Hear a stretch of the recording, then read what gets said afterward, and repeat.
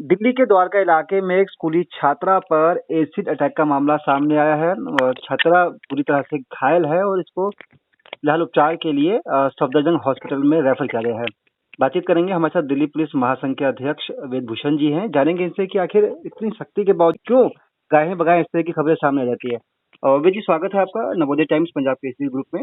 जी मुकेश जी, देखिए ये जो क्राइम है ये इस तरह का क्राइम है जो आमतौर पर यंगस्टर्स में पाया जाता है। फेस को डिफेस करने के लिए या इस तरह से कोई बदला लेने के लिए किया जाता है, क्योंकि इसमें जो आंकड़े एनसीआरबी के आए हैं, जो क्राइम का डेटा आएगा, वो एक चौंकाने वाला तथ्य ये है कि यूपी में पिछले साल एक भी इस तरह का इंसिडेंट नहीं हुआ। तो कहीं ना कहीं दर्शाता है कि जो कानून लॉ एंड ऑर्डर का जहाँ पर संबंध है, यदि वहाँ पर प्रॉपर सख्ती और प्रॉपर उसका हिसाब किताब करा जाए तो इस तरह की वारदात से बचा जा सकता है।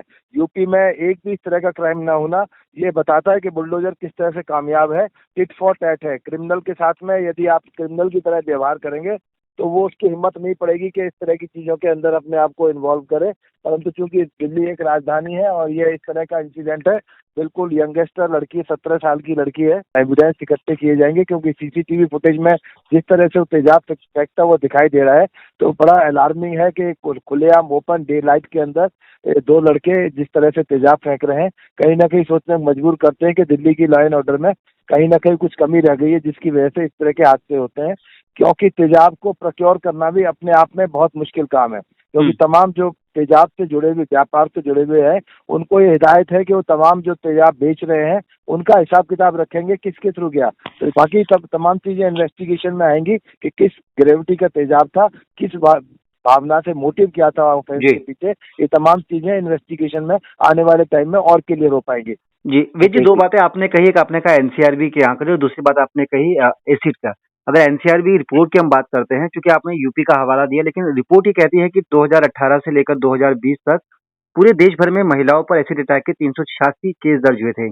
और अ, अ, महिलाओं पर जो आरोप जो केसेस दर्ज हुए, 62 लोगों को दोषी पाया गया, फिर इन्हें सजा भी दी गई है। लेकिन सवाल तो यही है ना कि आप भी कह रहे हैं कि केस बढ़ रहे हैं और जो तेजाब है वो भी बिक रहा है, जबकि सरकार की तरफ से तेजाब की बिक्री पर पूरी तरह से प्रतिबंध है और कोई बेचता है तो उसका रिकॉर्ड रखना होगा।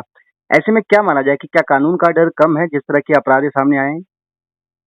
हाँ बिल्कुल, देखिए अभी जैसा अभी योगी ने अभी उत्तर प्रदेश में आदेश दिया कि छेड़छाड़ करने वाले चौराहे पर जो करते हैं उनको वहीं पर ढेर कर दिया जाएगा, तो एक मैसेज आता है। जिस तरह से एसिड अटैक होते हैं, जो लड़की है एग्रीड कंप्लेनेंट होती है, शिकायतकर्ता होती है, वो देर सवेर अपने कंप्लेंट को कोर्ट में वापस ले लेती है, अपने परिवार के वजह से या व्यक्तिगत वजह से वापस ले लेती है, तो वो कन्विक्शन तक नहीं पहुंच पाते। उसकी ये भी पर्सनल वजह भी है। उसमें पुलिस का, सरकारों का इतना दोष नहीं जितना कि खुद उनका अपने आप का दोष है। जो पब्लिक है उससे अदालत के अंदर पूरा कॉपरेशन नहीं मिल पाता, जिस वजह से उनको ये मैसेज जाना चाहिए था, कन्विक्ट होना चाहिए था। आप देखेंगे तमाम केसेस की स्टडी में कि उसमें यही देखेंगे कहीं ना कहीं बिजनेस हॉस्टाइल हो जाते हैं और पुलिस मजबूर हो जाती है कि वो अदालत उनको बरी कर देती है, और यही एक वजह बनती है कि उनकी हिम्मत बढ़ जाती है कि फला केस में कुछ नहीं हुआ, हमारा भी कुछ नहीं होगा। तो इसलिए ये वक्त रहते तमाम चीजों को एड्रेस किए जाने की जरूरत है कि तमाम जो कंप्लेनेंट शिकायत करता है वो अपनी कंप्लेंट को वापस ना ले, उनको पूरी सिक्योरिटी, पूरी तमाम तरह की सुविधाएं मुहैया कराई जाए और कन्विक्शन की तरफ किया जाए। क्योंकि तेजाब में जो ऑफेंस है वो बहुत सीरियस ऑफेंस है। नॉर्मली 302 अटेम्प्ट टू मर्डर या 326, जिसमें कि 10 साल सजा है, सेशन ट्रायल केस है। कानून में कोई कमी नहीं है, एग्जीक्यूशन में कोई कमी नहीं है, परंतु जो टेक्निकल पहलू यही है कि ज्यादातर जो शिकायत करता है लड़कियां हैं वो वापिस अपने कदम पीछे खींच लेती हैं। उसका फायदा इस तरह के मुलजिमों को मिलता है और इसका एक निगेटिव मैसेज समाज के अंदर जाता है।